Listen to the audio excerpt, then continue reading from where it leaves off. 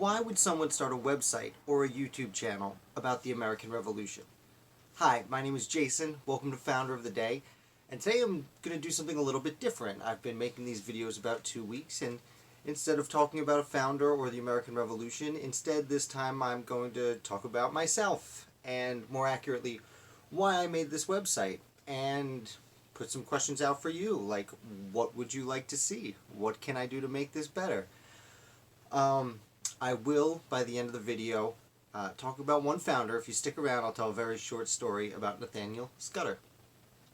But the short answer to my question is I started a website about the American Revolution because I love the American Revolution. I'm fascinated by this one particular moment in history, and how there was a violent revolution where we went to war, and then there was another revolution where we peacefully overthrew the government with the Constitution, and then peacefully overthrew the one party, the Federalists, were overthrown by the Democratic Republicans. It fascinates me.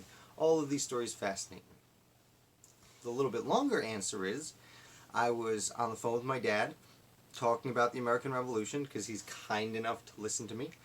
And he said what many people have said to me throughout my life: you should be a teacher. And my answer to him was my standard answer of, not in New York.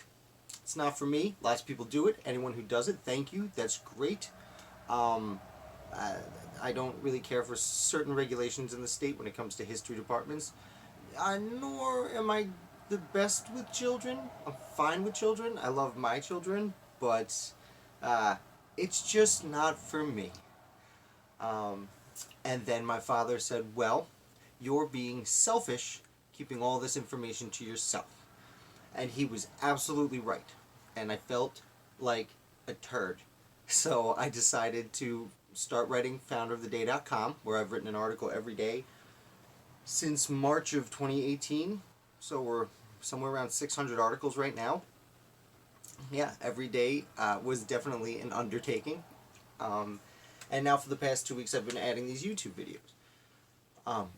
So again, I would love, there are probably, if the last 2 weeks are any indication, 13 to 49 people watching this video. So thank you. That's awesome, and I really appreciate it, especially as with most new YouTube channels, my quality is fairly poor. But please leave a comment on how I can improve. For example, I already have some feedback saying I should put the camera further away and zoom in, and I think it's working out pretty well. Granted, most of my videos I've shot at night, and this one's during the day, so I'm having a little more difficulty with the lighting. But again, it's a learning process, and any feedback you can give me, harsh as it might be, I truly appreciate, because, you know, there are a few people out there on YouTube talking about the American Revolution, but for the Revolutionary War specifically, there's not a ton of us. So I'd really love to keep putting out content, and the more support I get from people like you, the more times someone hits subscribe, the more videos you hit like, the more we'll get the information out there, and the more people can learn about the American Revolution.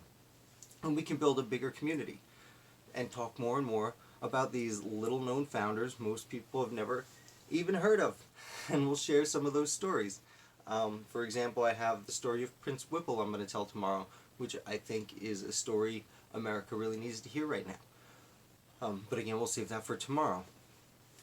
On top of that, if there's any founders you like, please let me know. If there's any, if you want me to do updates about events, then first of all, let me know when event's coming. If you own an operation that's having an event, please tell me, and I would love to talk about it. I'm considering doing a weekly video wrap-up of the articles I write, which might be a nice way to consolidate a lot of some of the articles I write are very obscure and won't necessarily make their way on here unless I do like a, here's the last 7 articles I wrote in 10 minutes. If that's something you want, please let me know. So thank you for watching and giving me the heads up. I should add, I've downloaded a few video editing apps, so maybe I can do some slight edits, although again, one of the reasons I was told to teach and talk about the American Revolution in the first place is because I understand, not to be immodest, but I understand that the passion I have for the subject matter comes out when I'm telling the story. And if I were to cut to the next line, then some of that passion might be lost. Of course, without any cuts like that, you'll get me saying, once in a while, and looking away from the camera while I jog my memory. Um, if you'd prefer I do cuts like that, please let me know. I would probably have to cut the videos down to once, maybe twice a week, and instead I'd rather just tell the stories. But again, you're the one watching me, so if you tell me what you prefer, I'll take it into strong consideration. I believe that's everything now, so let's cut into a quick story and talk about Nathaniel Scudder.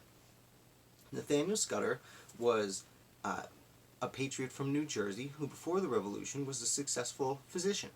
He was one of the presidents, an early president, the fourth president of the Medical Society of New Jersey, who, like most medical societies, were just a bunch of doctors trying to further the practice of medicine. And as I've written an article before, which I'll link below, the many founders, there were many physicians who were founders, which is a bit surprising because, merchants and lawyers and tradesmen, those weren't necessarily surprise revolutionaries, but a lot of physicians did not like the British taxation, which struck me by surprise when I first realized how many I had written about, and I think strikes a lot of people by surprise when they first hear about it. So Nathaniel Scudder goes all in, and he joins the militia, and he's also sent to the Continental Congress. And during the Revolution, he has to get rid of his practice, his doctor's practice, because he's too busy. He's going from the Continental Congress to the battlefield. Continental Congress to the battlefield. Probably the most famous battle he participated in was the Battle of Monmouth. And when he's at the Continental Congress, he signed the Articles of Confederation. He's one of those lucky few who were on the least successful founding document. And then he went back to war.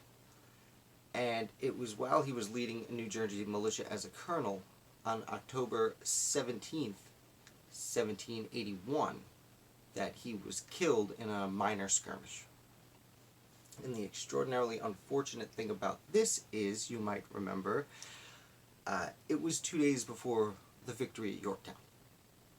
He was 2 days away from victory. Granted, New Jersey probably would not have heard about the victory until 3 or 4 days after that, but the point is still there. He is the one Continental Congressman who died while serving in the Continental Congress. So, that's Nathaniel Scudder, a quick little story. Again, thank you anyone who's watching. Please remember to like and subscribe when you're done. Leave me comments. I prefer they be positive, but I assume many will be harsh, and that's okay because the harsh criticism will only help me make these videos better, and more people will watch it, and we'll all learn more about the American Revolution together. Thank you again. I will see you tomorrow.